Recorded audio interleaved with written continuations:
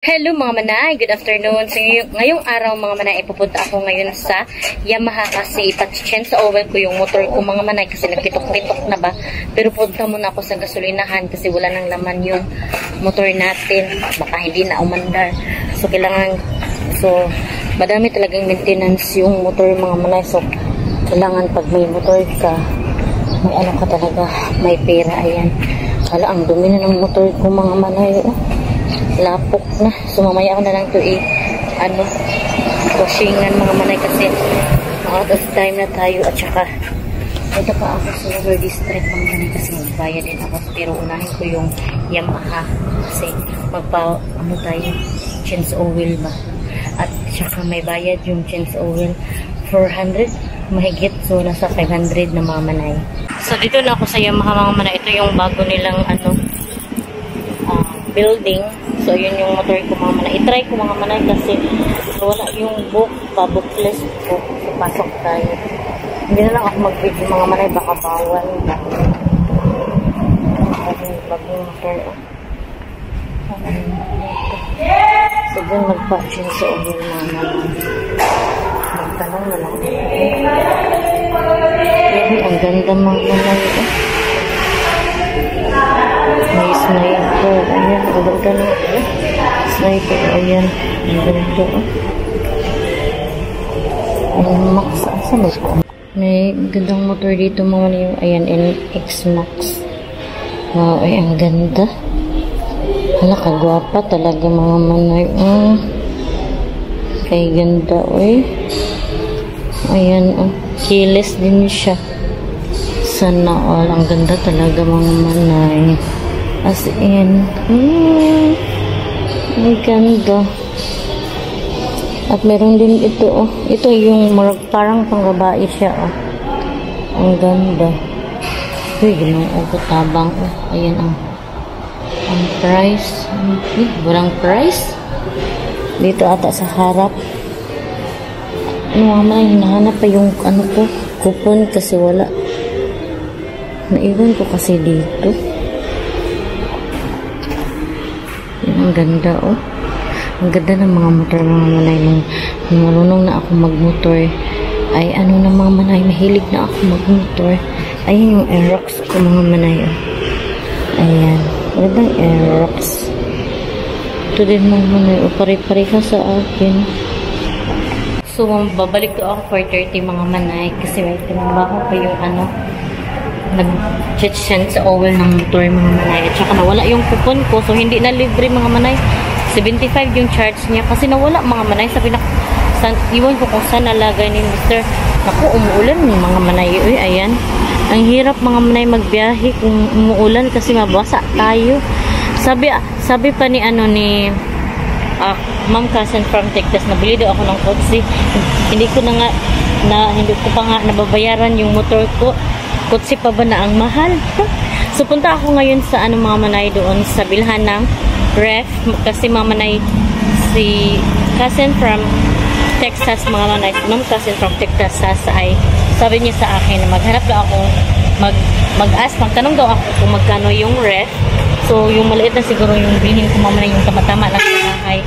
Kasi pag malaki mga manay, malaki din yung kurente. So, kailangan, divert yung bilhin ko para hindi malakas yung kain ng kuryente. So yan mga manay, magchikahan muna tayo dito mga manay kasi ayan yung bayugan, umuulan na naman mga manay. Kanina sobrang init mga manay, ngayon umuulan na naman. Alam niyo mga manay, yung bahay pala ng aking tiyahin na nasa likod sa Iglesia ni Cristo. Ibang tiyahin ko mga manay kasi ang dami kong tita nasa likod ng Iglesia ni Cristo. So doon mga manay, yung bahay niya na malaki ay ibibinta na mga manay. Sayang yun mga manay kasi bago pa ba tapos simentado. Sobrang sayang talaga. So ibibinta daw niya yung bahay mga manay. So nabalitaan ko kahapon na ibibinta daw. So iwan ko kung magkano yung benta kasi chinat ako ng aking tita na ibenta niya mga manay. So naghahanap pa kami ng buyer kasi kailangan talagang mabinta na yun para mga manay. May hali na ba? Kasi kasi yung tita ko pupunta na siya ng labas sa labas mga manay, magtatrabaho na. So, yung bahay niya dito, wala nang mag-i-stay. So, yun, bibinta niya. So, ayan mga manay, ang update natin sa ating lugar. For today's video, umuulan talaga mga manay. Hindi naman tayo makamotor. So, ayan yung motor ko, basang-basa na mga manay. Mamaya na naman to titirik. So, babalik lang daw ako 4:30 para ka-change sa oil. So, dito ako sa Dismark, mga manay mag-inquire. So, pasok ko naman. Hindi na lang ako mag-review kasi mga manay baka bawal.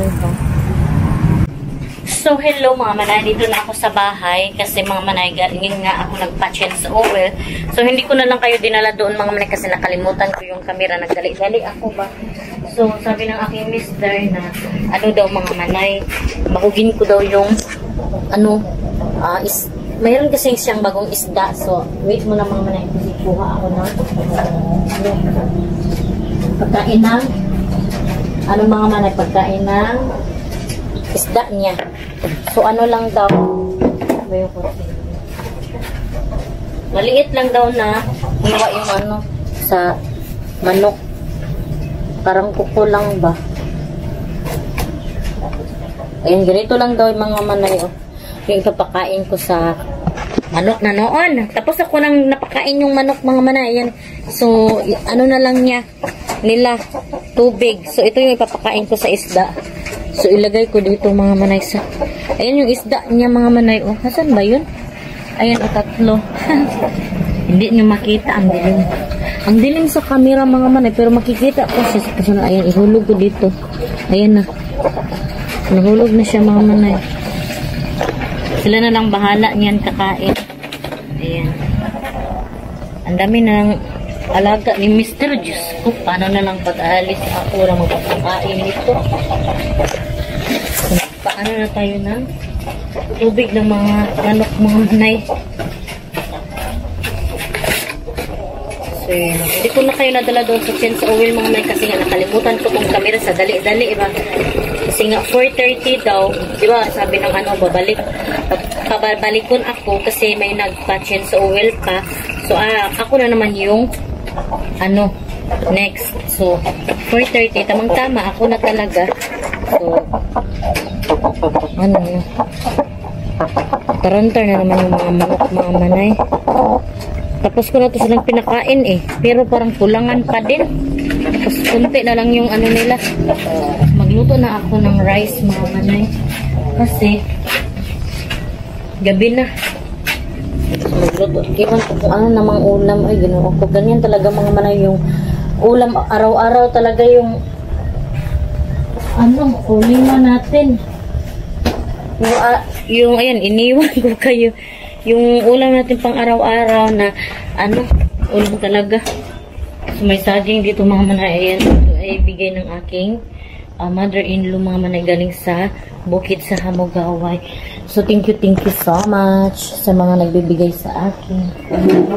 Lalo na kay Ma'am Cousin from Texas. So, thank you so much, Ma'am, sa mga blessings na ibinigay mo sa amin. So, ayan mga manay, galing to sa bukid mga manay. Ang sarap to ba kasi organic.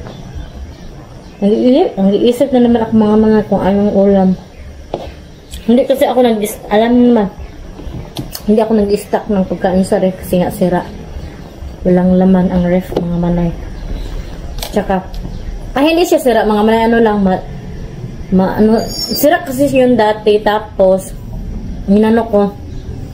pinaayos namin. Tapos, sobrang malakas na siya kumain ng kuryente mga manay. Kaya, enough na lang namin ni Mr. Kasi, ang lakas kumain ng kuryente. So, wala na lang namin gagamitin.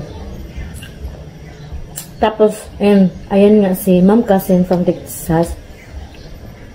Patingin daw niya ako ng price ng ref doon sa Dismark. So, ayan, pumunta ako kanina. So, thank you so much sa inyong support, mga manay. So, mag-iisip po muna ako ng ulam. Siguro mamaya pupunta ako sa Carlo. Kasi bibili ako ng ulam. So, siguro mga manay, dito ko na lang muna i-end ang aking vlog. Thank you so much sa mga nanood. Sa mga hindi pa pala nakasubscribe, please subscribe my YouTube channel and click notification bell para updated din kayo sa aking next video. See you in my next vlog mga manay. Bye-bye and God bless. Ingat po kayo parati.